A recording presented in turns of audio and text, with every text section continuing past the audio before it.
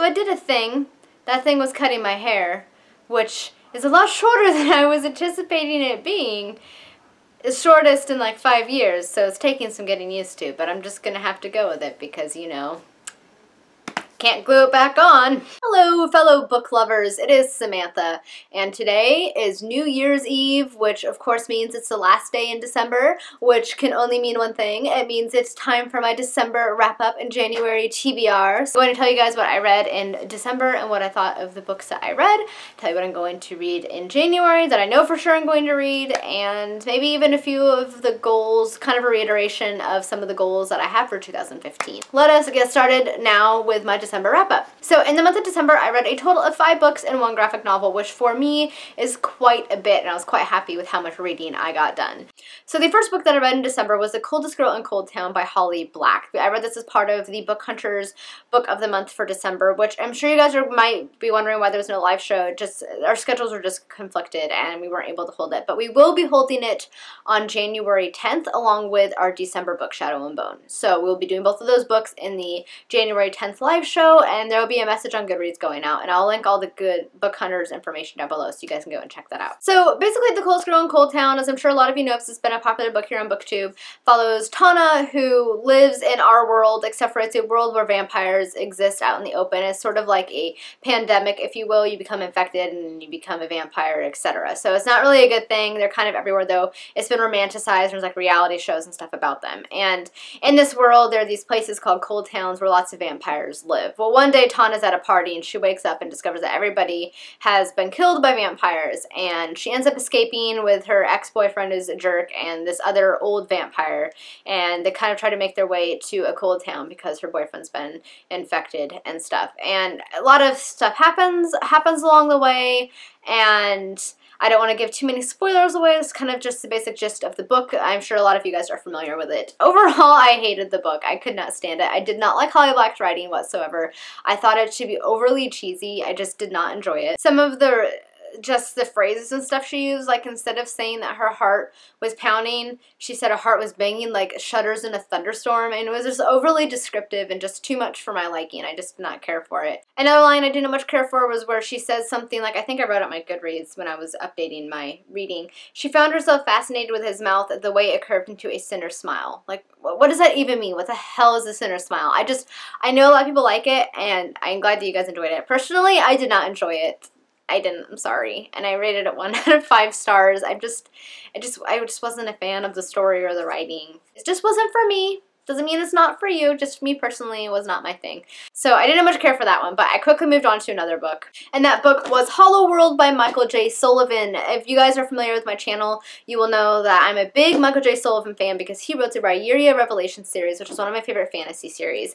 This is his first adult sci-fi novel. And it was really quite entertaining. I don't read a lot of adult sci-fi, so it was kind of fun to kind of mix it up and check this one out. It follows Ellis Rogers, who is a man in, I believe it was actually 2014 took place in, and maybe it was 2013. But either way, he has made a time machine in his garage, and pretty soon on in the first chapter he finds out that he is dying of a very serious disease, and he finds out that his wife was unfaithful to him many years ago, and he decides that he is just going to go in this time machine to the future, try to find a cure for his disease, and start a new life. So he takes off in his time machine. It actually works, and he finds himself way in the future. I think it's like 2,000 years in the future. But things are not quite what he was expecting, and he ends up getting caught up in these political and social uprising events that are occurring. Like there's a kind of a cultural shift going on, unbeknownst to a lot of the people in the world, that he gets caught up into. It was a really interesting novel. It was kind of weird, I guess. It really reminded me a lot of H.G. Wells' The Time Machine in a lot of ways. Like, you can definitely see how Michael J. Sullivan was influenced by that work.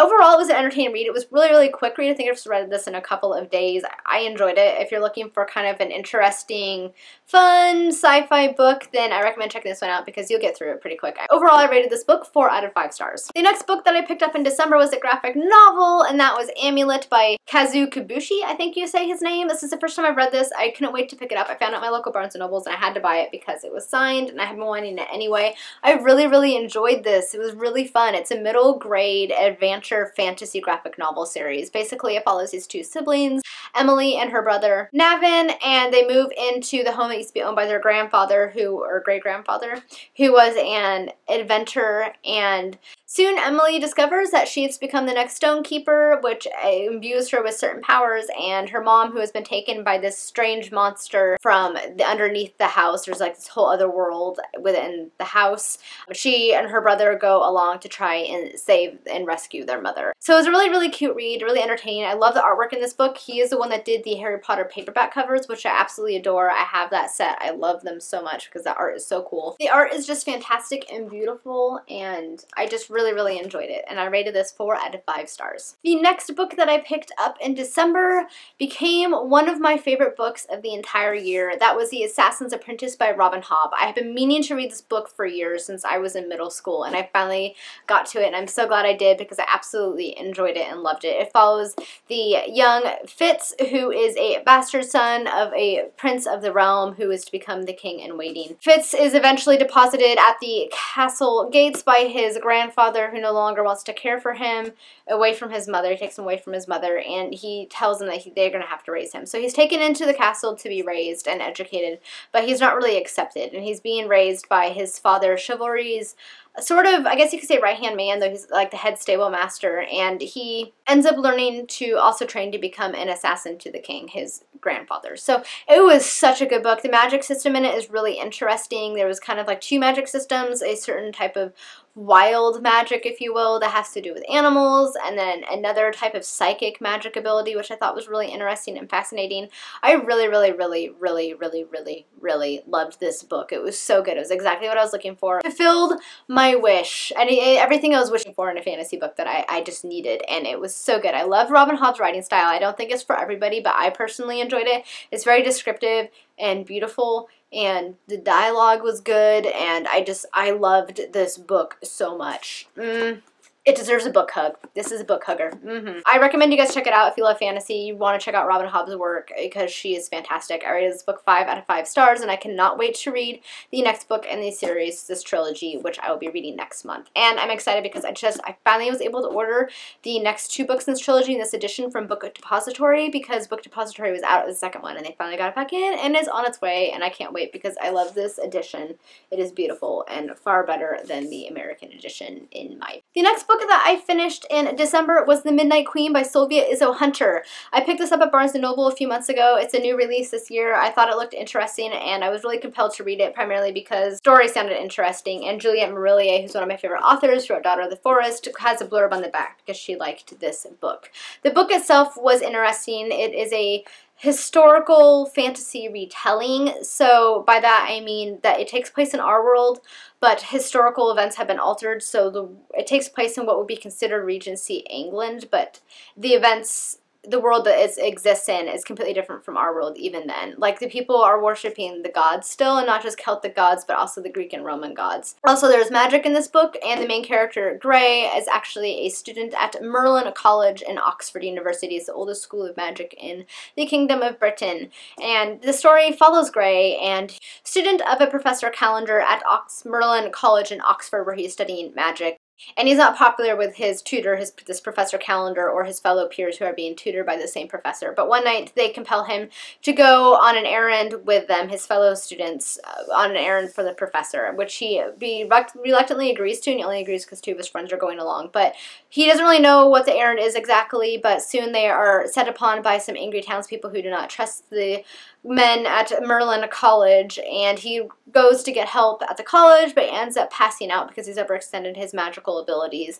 And when he wakes up, things are all weird. He's being blamed for things he doesn't know what he's done. Somebody's been killed and are blaming him for the murder and things like that. And he ends up getting taken by this Professor Calendar to his estate for the summer, where he meets his 3 daughters, and in particular kind of strikes up a relationship with Professor Calendar's middle daughter, Sophie, but Sophie isn't all that she appears and is hiding some secrets of herself, and together they kind of set out to try and find out what her father is up to.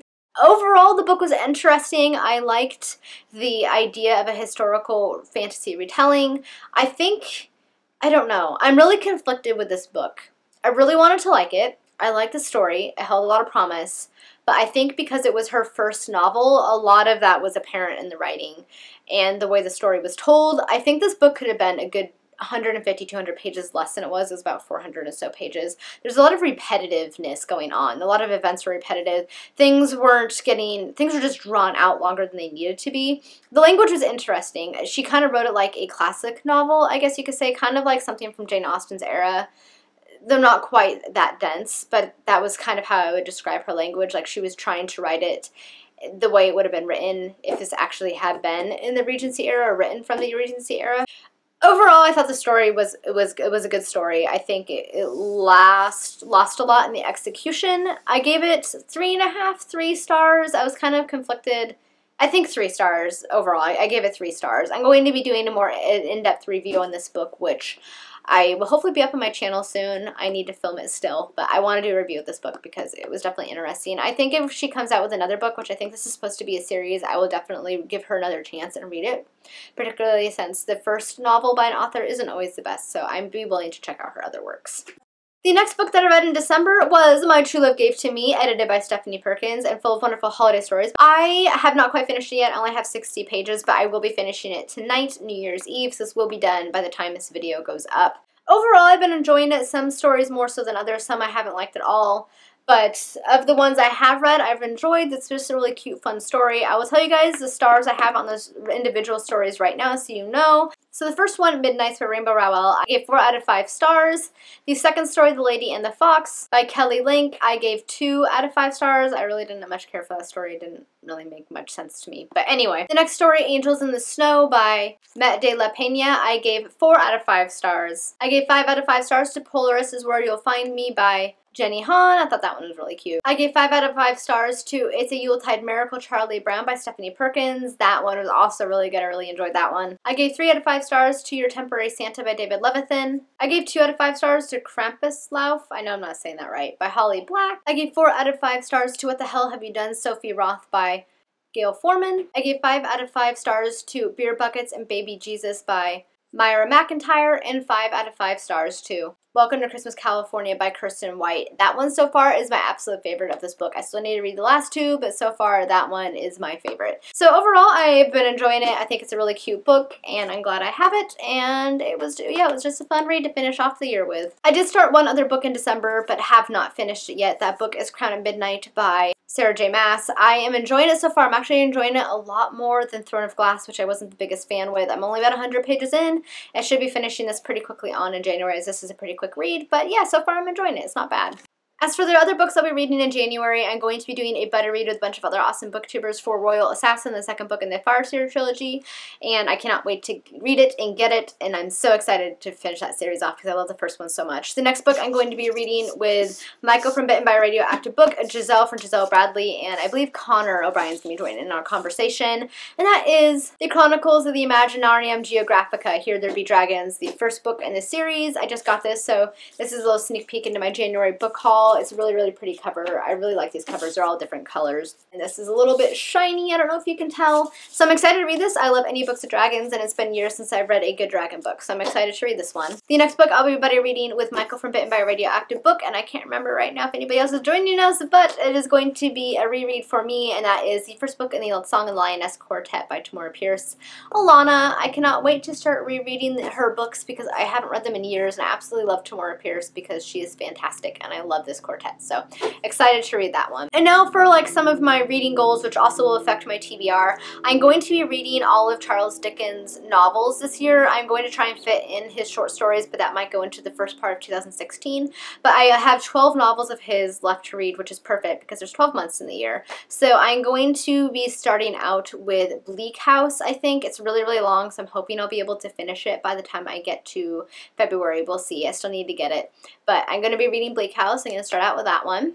Another one of my reading goals was to kind of diversify my reading a little more, and I really wanted to read some more nonfiction. So I'm going to start that out in January, and I'm going to read How the Irish Saved Civilization by Thomas Cahill. I got this a few months ago and really want to read it because I love Irish history and learning anything about Ireland, and I think this one will be really interesting to read. And it's not very big, it's pretty small.